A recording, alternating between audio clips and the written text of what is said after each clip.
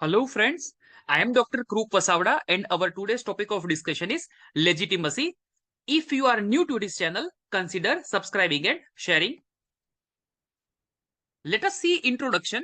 As per section 112 of IEA, a child born during the continuance of a valid marriage between his mother and any man और with in 280 days after its dissolution.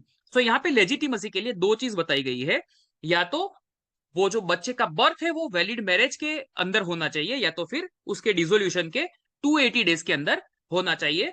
The mother remaining unmarried is presume to be legitimate shall be conclusive proof that he is the legitimate son. So यहाँ पे ये दो चीज अगर होती है तो that will be a conclusive proof that the son is legitimate. But और एक यहाँ पे चीज बताई गई है, unless it can be shown that the parties to the marriage had no access to each other, या तो फिर अगर ऐसी चीज है कि वो जो पार्टी है जिनका मैरिज हुआ है उन दोनों का कोई एक्सेस ही नहीं है at any time when he could have been begotten, या तो फिर जो चाइल्ड है वो जब पैदा हुआ है तब वो पार्टी के बीच में कोई एक्सेस ही नहीं है, या तो फिर ऐसा होता है, then it is not a legitimate child.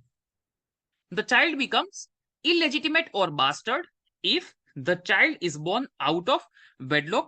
ये जो continuation of marriage है उसके out में उसका birth हुआ है।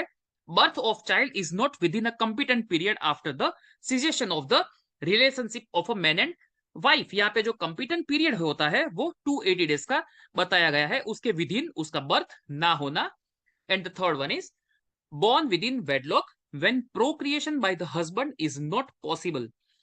वेडलॉक भी है, उसका जो कंटिन्यूएशन ऑफ मैरिज है, but husband is not possible, procreation by the husband is not possible because of congenital और एक्वायर्ड माल फॉर्मेशन और डिजीजेस। बट उसका जो प्रोक्रिएशन है वो हस्बैंड के द्वारा पॉसिबल ही नहीं है बिकॉज ऑफ एनी कंजेनाइटल और एक्वायर्ड डिजीजेस, तो वो भी इलेजिटिमेट कहलाता है।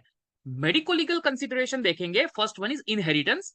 a legitimate child is entitled to inherit the property of his father। everybody knows अगर वो legitimate child है then he is entitled to inherit the property of his father। second one is affiliation cases। if a woman had made charges against a man that he is father of that child, अगर ऐसे कोई charges कोई ladies या woman ने लगाए हैं, in such cases the court can sanction a monthly allowance for maintenance of child। third one is supposititious child। it is also called as fictitious child। a woman may produce a child which is not her child but pretend that she was pregnant and delivered this child by a particular man। such cases occur for succession of estate। अगर किसी का succession of estate करना है तो यहाँ पे fictitious child भी develop कर सकते हैं। fourth one is paternity cases। fifth one is posthumous child। posthumous child is a very important word। उसका जो वीडियो है वो हमने पहले बनाया है, उसका लिंक हमने डिस्क्रिप्शन बॉक्स में दिया हुआ है।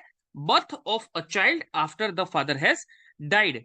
सो यहाँ पे जो चाइल्ड है उसका बर्थ है उसके फादर के मृत्यु के बाद हुआ है, उसको हम पोस्टुमस बर्थ बोलेंगे।